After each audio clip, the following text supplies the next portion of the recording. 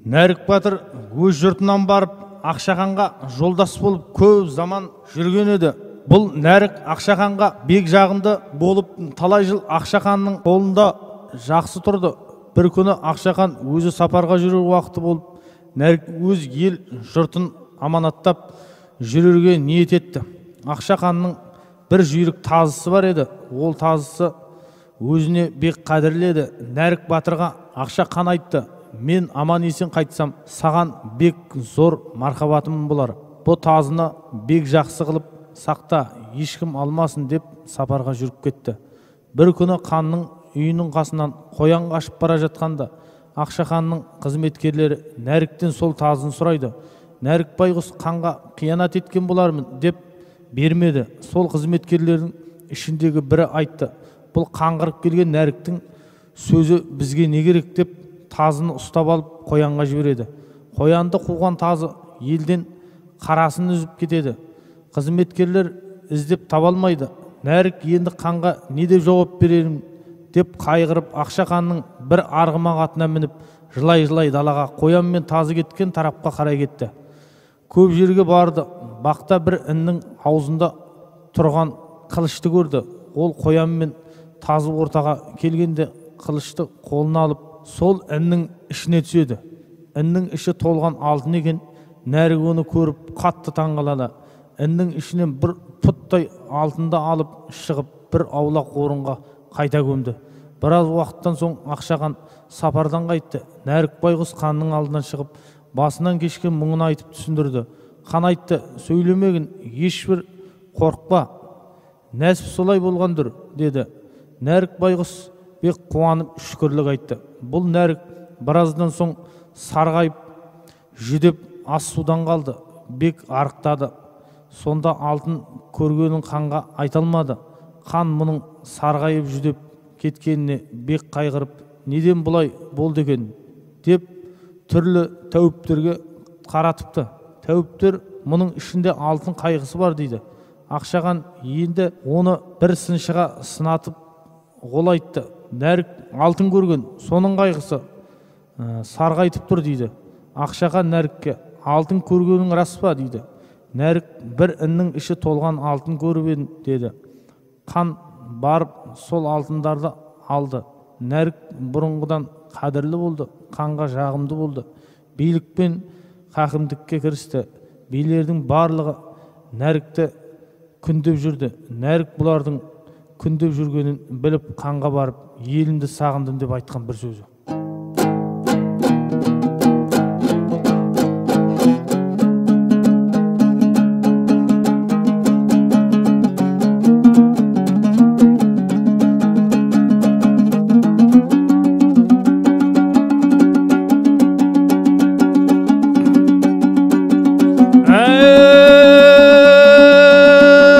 Арғымақ үйірін сағынар, сағынғанда не қылар, тауға білмей желсем деп, үйірімді көрсем деп, тұяғын тақыл бір тұқыл қағынар, ер туғанын сағынар, сағынғанда не қылар, дін тұрағы Мекке мен Мәдина, Мәдина Мекке еске алып, қоңыр салғын төске алып, қоңыр салғын төске алып, күдерден алтармақ, баулар мұны бек сайлап, көбе-көбе тонды кисем деп, ауыр әскер ерсем деп, дұшпанымды көрсем деп. Сағынғанның белгісі қаймалы күміс шын тоға, айылда тұрман тағынар, ақсұңқар үйір сағыныр, сағынғанда не қылар, көк бұлттың ішінде көлденеңнен ұшсам деп, көрдемлі қанда ұшсам деп, тұғырына жете алмай тұғылда тұқыл қағынар, елім демес ер болмас, үйірім демес ат болмас, ұяласым демес құс болмас. Мезгілді болса падишам, әркімде сөз жұртын сағынар, тек газал-газал қауыста қайтан қараша, қиқулап қонар көліне, өсіп өнген жеріне, садағым сала байланып, үш қысанды айналып, іздеп келдім падишам, сізден бір медет падишам, болар ма деп беліме, ордада жатып білмейсің, жақсының сөзі жетеді, жаманның қолы киеді. Бұл қорлыққа не үшін шыдаймен, рұқсат болса падишам, амандасып отырмын, қайтарға тұрмын еліме. Өз жерімде жүргенде еңіріп жүрген ер едіме, адамда шықпас шеніме.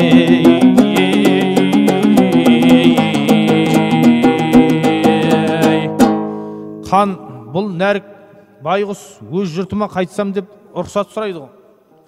Бұған қарсы бір жауап айтарлық кім бар екен дейді. Сонда Меңдісұлу деген бір қыз сөйлейді екен.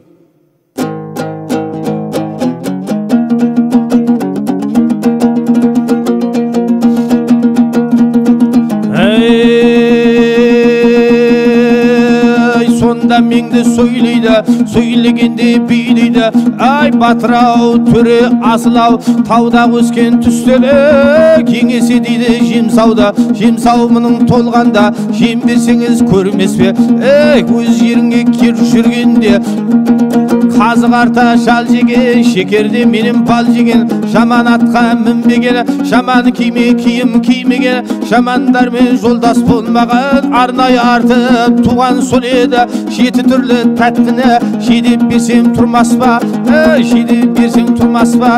Шаруа малдың шақсысы, жүз бұйдалы нартайлығы жетелетсең тұрмас па? Аятыда жүрме келіспей, қарарғыма қатыры міндеп берсең тұрмас па? Киімі жүрме келіспей, жағасы алтын алатон, жараса тұғын киімді кейдеп берсең тұрмас па? Қызыққа жігіт айналар, қаралашын қайтарып шүйлеп берсең тұрмас па?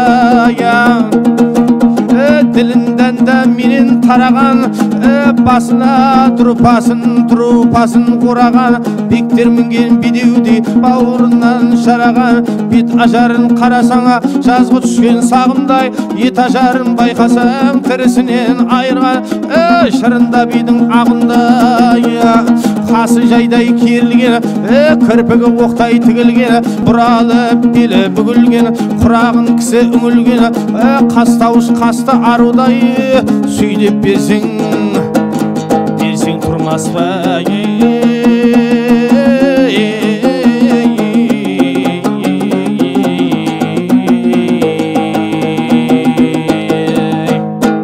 Сонда хан айтады: ей Нәрік батыр, сізге мәслихат болса, бұл қызды саған некелеп берейін деп.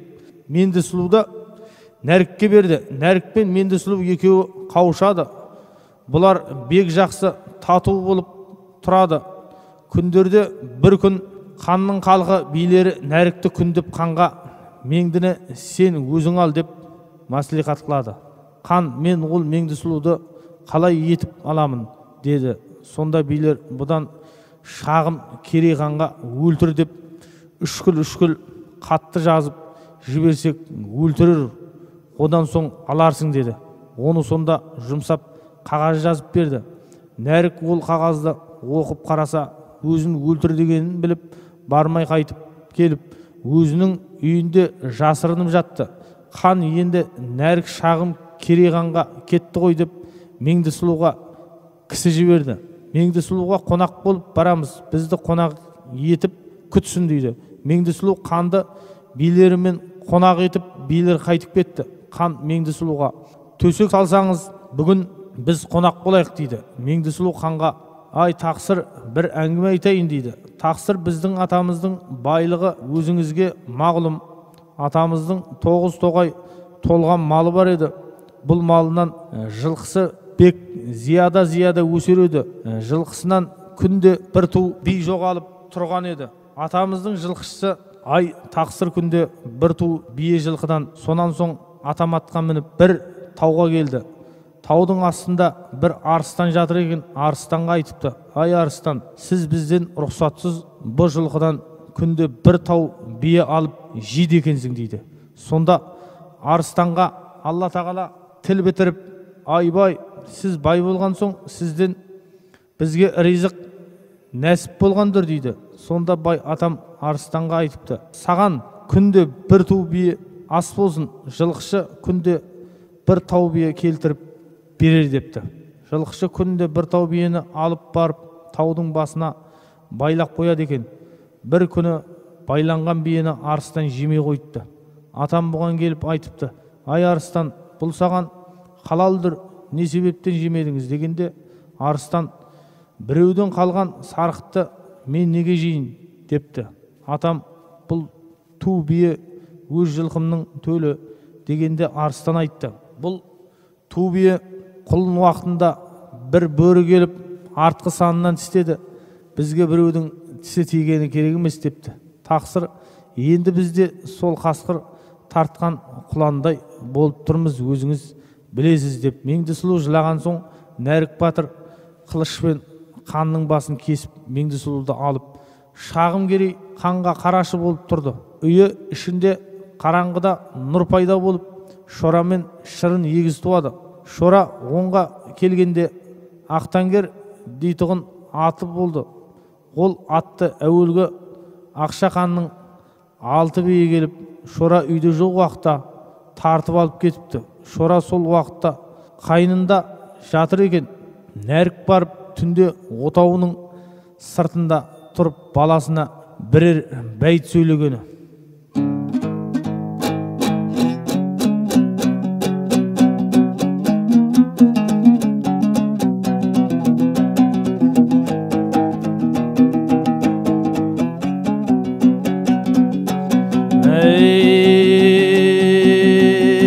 Ай батырау, батырау, келгенімді айтайын да қайтайын. Ақшақанның 6 биі Ақтангерді әкетті, саған да келмей қайтайын. Ақшақанның 6 биі Атангерді алденді, басынан ноқта салденді, ноқталасып алденді. Ақшақанның 6 биі Атангерді жетеліп, халқына қарай төтеліп, еліне тамам бар денді. Қайтар етер қалы жоғы, 80-ге келген қарт бабаң жылайда жылай қалды деп. 80-ге келген қарт бабаң жылайда жылай қалды деп. Сонда батыр таң атқан соң Ақжелең атын мініп жөнелгенде, қасындағы Қарабек сұлудың сөйлеген: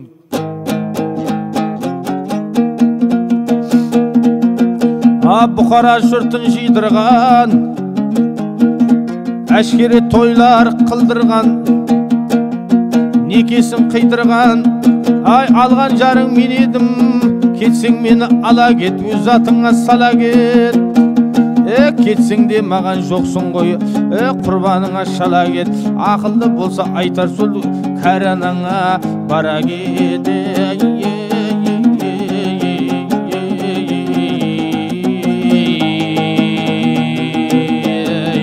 Сонда Шора батыр анасынан рұқсат сұрап тұрып сөйлейді: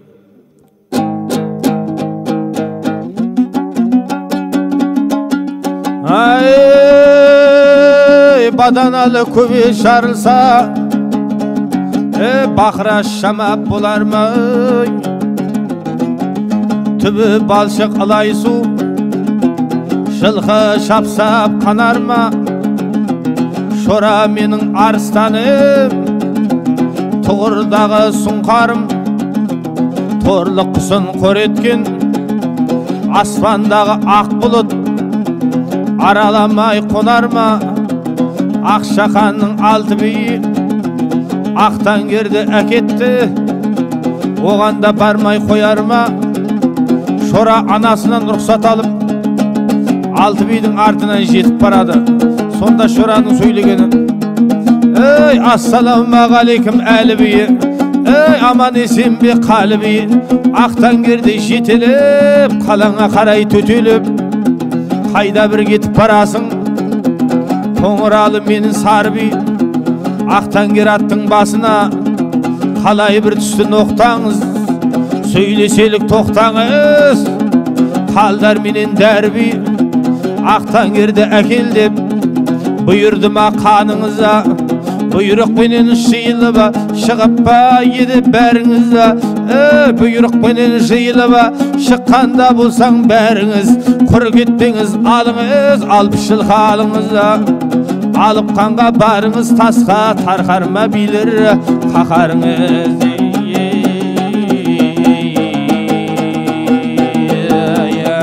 Билер Шора батырдың сөзін тыңдамады.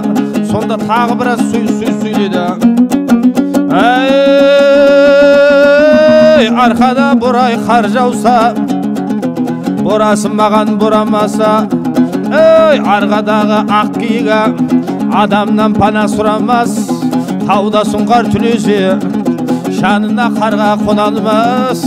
Таудағы сұңқар мен едім, Ақшақанның алты бия, алақарға сен едің, атымды қалай ұстадың, бұл ақылың ұнамаса, атымды енді қояр ма, қылышпен тиер мойның ая, қан сорғалар қойның ая, сен билердің құныңды ая, менен де кісі сұрамаса, Шамырқанып шаптаныма, шар темірдей шарланыма, буырқанып бұрсаныма, мұздай темір құрсаныма, артыңдан қуып келген соңға ақтан келді алмасама, жылқышыға жер болып, қойшыларға жер болып, қорқар шора атаныма, қорқақта шора атаныма, халқыма қайтып мен сияйына, біреуіңнен қаңа алмайя, ашуымды қайтып тияйына, артыңнан қуып келген соңға ақтан кер атын бермесеңа, артық туған енеңді жалғыз аттай көрмесеңа, ылашын алған құдайына көк желеңмен қояйына, алтауыңды өлтіріп қоғалы көлдің басына сүйегіңді бәріңнің арық қойдай жияйына. Ақшақанның алты биі бір атуы үшін өліпті, алты бидің жазасына батыр шора беріпті, алты биді өлтіріп дегеніне келтіріп қайта шора желіпті. Нәріктен хабар жеткен соңға желкезұлы құлыншаға, шалкезұлы құлыншаға іс өткен соң келіпті, алты бидің сүйегін әркімдер ақ көріпті. Алты биді өлтіріп салды шора бүлікті, ер шораның қылғанын жұрттың бәрі біліпті. Билер кімге жағымды, өлсем бәлем жатсын деп есіктен кісі барлығы ол билерге күліпті.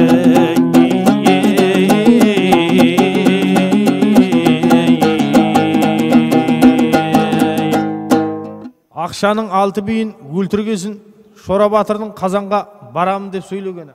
Қазыналы қазанды кәпір алды дегенсін, анығын оның білгенсін.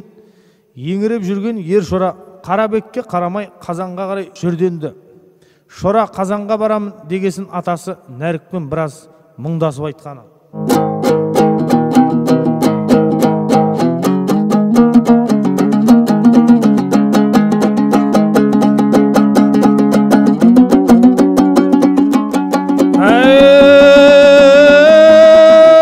Таш жүректі баламау, есіне мені аламау, мен есіне алмайды көзімнің жасын төксемде, өзімде жеттім 80-ге, қуатым жоқ бөксемде, жалғыз бір көзге шөп тиіп, сөнді ғой көздің шырағы, арыстаным менің кетті ғой.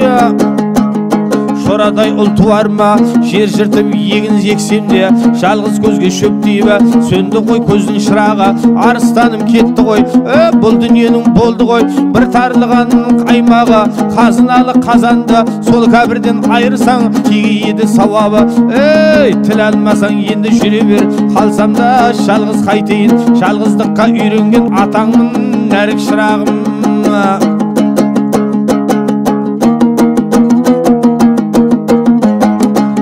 Шора қазанға барамын деп анасынан рұқсат сұрағанға анасы Меңдісұлудың жылап сөйлегені. Баданалы көбе жарылса, бақыра шамап болар ма, төбе батпа ылай су, малды жапсап қанар ма. Шора менің арыстаным, тұғырдағы сұңқарым, тұрлық құсын қор еткен, аспандағы ақ бұлыт араламай бір қонар ма. Қазыналы қазанды кәпір алды дегенсін, анығын оның білгесін, арыстаным сұңқарым, еңіреп жүрген шырағым, қолда қуат барында, оғанда бармай тынар ма. 70-ге келген қарт анам, 80-ге келген қарт бабам, қайта жасап ұл туылмас, артыңда неше ұл туылса да, еңіреп жүрген шырағым, сенің орның толар ма. 9 ай 10 күн көтерген дайғы қылдың күшімді, жандырдың оттай ішімді. Жолдастыққа ерте көр, жолдастыққа ерте көр, керекті сүйген кісіңді, тіл алмасаң бара бер. Мен қайтейін шырағым, қиямет күні болғандай көргізген тағы түсімді. Ернесің ермек етерсің, көзге күйе тұрғанша, көзі жайнап тұрғанша, алып кет тағы шырағым мына ақ сұңқар құсыңдың.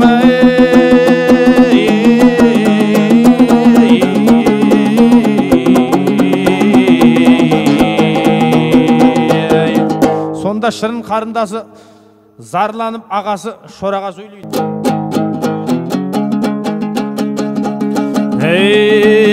Айжан ағам, жан ағам, кімді тастап барасы, Қырым деген шаһарыңды, тоғай толған малыңда, жүзі күндей балқыған, иісі жұпар аңқыған, бұғағы судай толқыған, кімге тастап барасың, ақ некелі жарыңды, артыңда даулы қылып барасың, алты биен өлтіріп, ақша деген қаныңды. Айжан ағам, сенен қалмаймын, күндердің күні болғанда, басқа тарлық түскенде, өзімді өзім бауыздап, саған құрбан қылармын, бір күнде бір шымындай жанымды.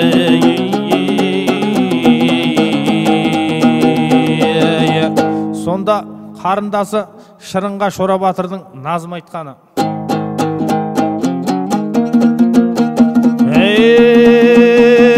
берген жанын көз алар, бір жасаған құдайым мені жаудан өлер деп.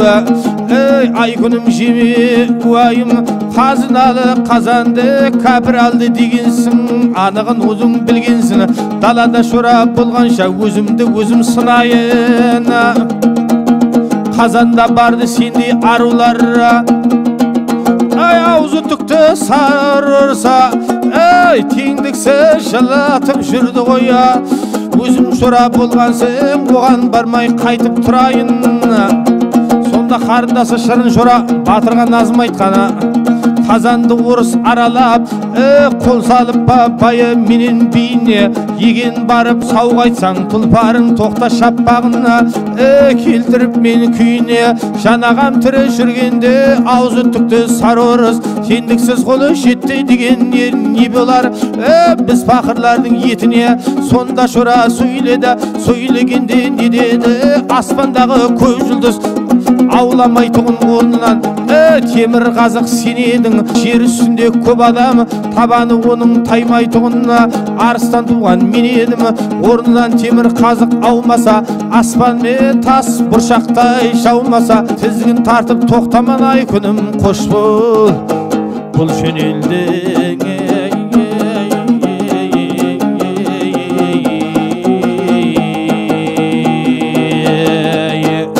Шора мен Құлыншақ батыр Қазанға бара жатқанда, Ноғай елінің ішінде Мақтым ару деген қыз Шораның Қазанға бара жатқанын естіп, Шора батыр оның үйіне тура келе жатқанын, қыз жоғары шарбақ үстіне шығып, дүрбі арқылы Шора мен Құлыншақ батырды қарап тұрған екен.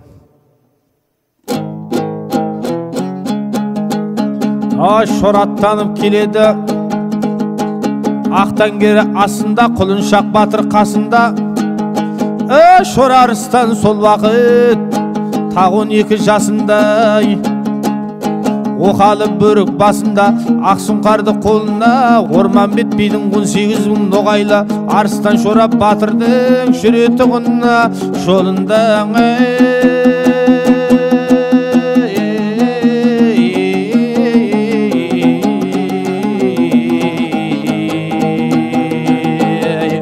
Шора жақындап келгенде Мақтым арудың назым айтқаны: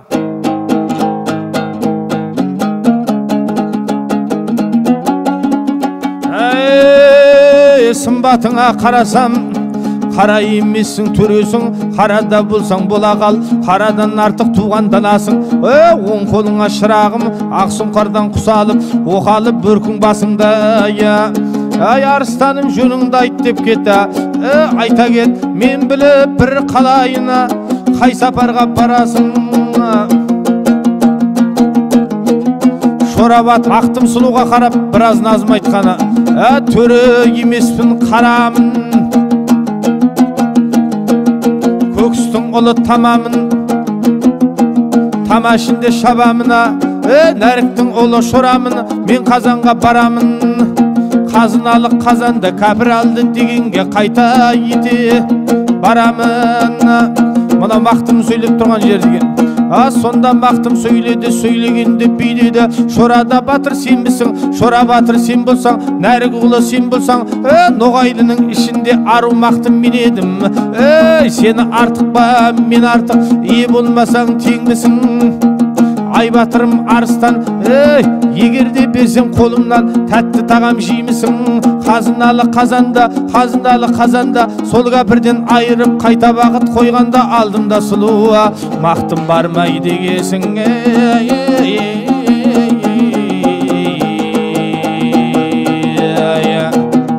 Сонда мына шораның мақтымға сөйлеген. Қаратасың қасыңды, шығарасың шашыңды, өбірешіммен қаптаған, сала бір құлаш шашыңды. Жалған шыға болар от жалын, көзден ағын төндірміш, қайғымын жаным ішіңді. Ақ некелі болғаным, ойындық бізден басылды. Сонда мына мақтым сөйледі, сонда мақтым сөйледі, сөйлегенде бүйдеді. Жалаң қылыш беліңде, ер қары ол еді. Мылтығың жоқ мойныңда, уайымың жоқ бойыңда. Бір күдік жоқ ойыңда, мұнан қайтып өтесің. Асқар тау бар, ақ сабылдың алдында. 40 мың әскер жау бар, оқалы бөркің басында. Құлақшын бөркін сенің жоқ, 390 қақары бар, жауатығын қары бар. Берсең дәм татпайсың, қайда барып оңарсың. Мойныңда 6 бидің қаны бара. Сонда шора сөйледі, сөйлегенде не деді? Нәрік ұғлы шорамын, мен Қазанға барамын. Мен Қазанға барғанша қар жаумасын, нұр жаусын. Мен Қазанға барған соң қар жаумақтан қан жаусын. Қан тілекпен шыққанмын, тізгін тарттың мен үшін.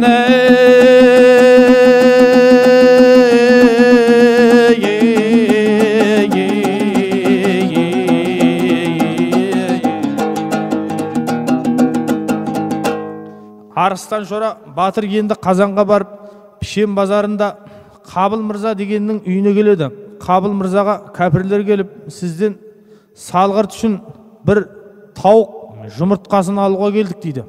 Шорамен Құлыншақ мұны естіп тұрыпты. Қабыл мырзадан Шорамен Құлыншақ, бұл кәпірлер мұнда не қылып жүр дейді. Қабыл мырза жөнін айтыпты. Шора батыр мұны естіген соң ол кәпірлердің бастарын кесіп, біреуін үйіне қайтарыпты. Қабыл мырза мұны көріп қорықты. Шора батыр кәпірден қорқып не қыласың? Қандайды болса да иншалла жайына салармыз дейді. Сол уақыт кәпірден хабар келіп, Қабыл мырзаның үйінде Шора батыр бар екен. Батырды ұстап алыңыз депті. Арыстан Шора батыр мұны естіп бір назым айтқаны.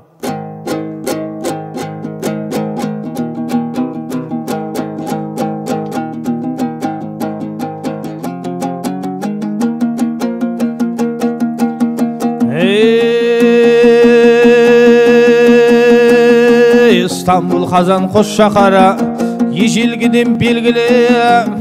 Мұсылманның медеу еді беліне, бұрынғы адамдар тентек ау.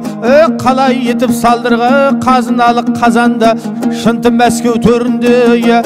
Еділдің бірге қосылып екі айырылған жеріне. Енді де біздің бұл шаһарда жатуымыз қанды ғой, тұруымыз енді не?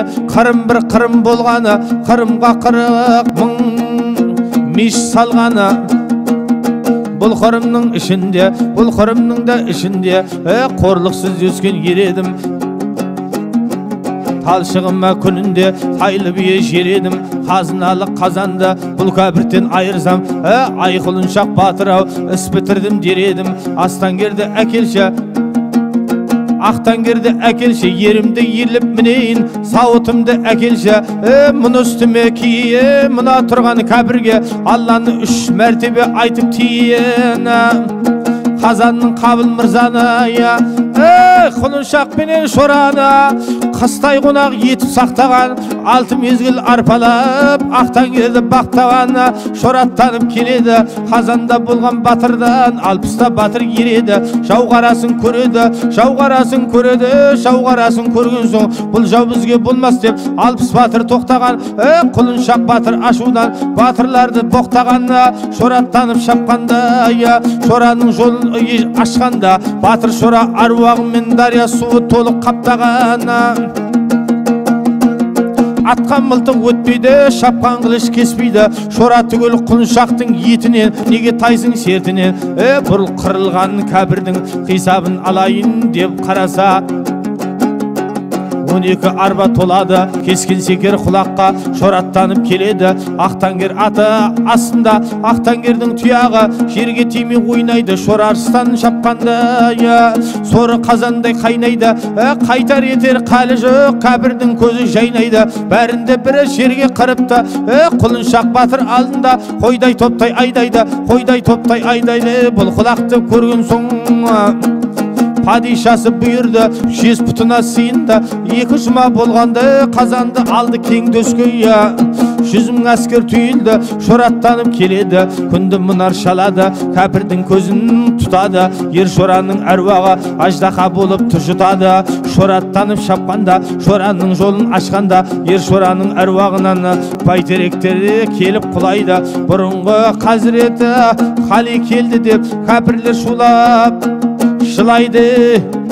3 уақыт шапқан құлаққа 60 арба толады, қазандағы қалғының мұраты сонда болады. Шорада батыр сөйлейді, Шора сонда сөйлейді, сөйлегенде бүйдейді. Ат жақсын көргенмін Әндіжан, менен қазанда тон жақсын көргенмін Хиуа, Ташкент, Бұхарда. Бұрынғы адам тентек ау, қалай етіп салдырған шынты Мәскеу төріне.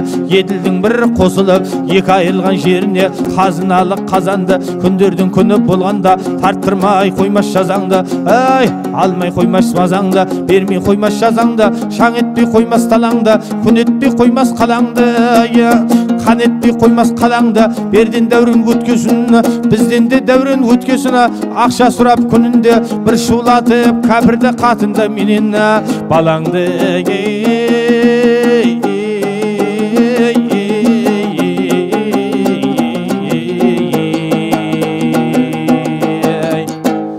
Шора батыр енді қайтып келе жатқанда, алдынан бір адам келіп, ел жұртты, мал жандарының амандығын естіп, алдынан жолдасы Құлыншақ батырды жіберді.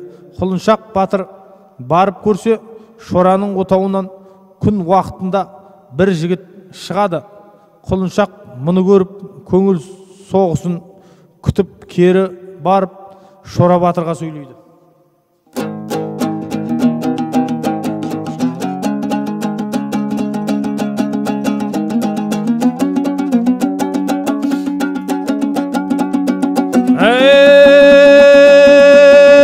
Ай батырау, батырауа, біз кеткен соң қордаңыз құтсыз жерге қоныпты, көрінген адам толыпты. Шырынның ат басындай жүрегі мыстай болып солыпты, қалыңдығын сұлу қарабек келмеске бізді жорыпты. Ендігісін өзің білерсің, өзің ұйғын жүрекке бұрқыладан қоныпты әлқиса. Шора батыр Құлыншақтан бұл хабарды естіп,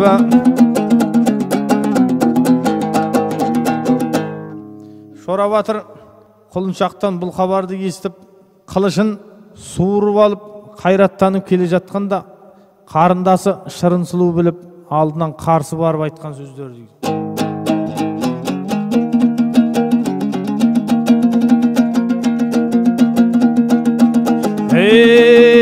Сонда шырын сөйлейді, ай жанаға тар құрсақта тебіске таласып емшек еміске жанаға жалғыз сен едің баланы жаудан айырған қатынды жауда қайырған бұрынғы Хазіреті Халименен тең едің Хазіреті Халимен демей не деген тамағыңа күнінде тайлы бие шередің жеңешемде кінә жоқ құлыншақтан болды қапылдық ағамнан қайрат кеткен соң түнде жылқы бағамын отауда жатып шыққан қарындасың шырына мен едім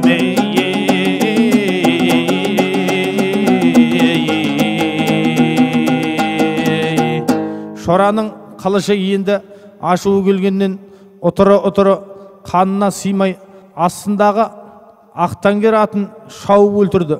Одан соң ашуы басылып, райынан қайтып, атасы мен анасы барша ел жұртымен есендесіп мұратына жетіпті.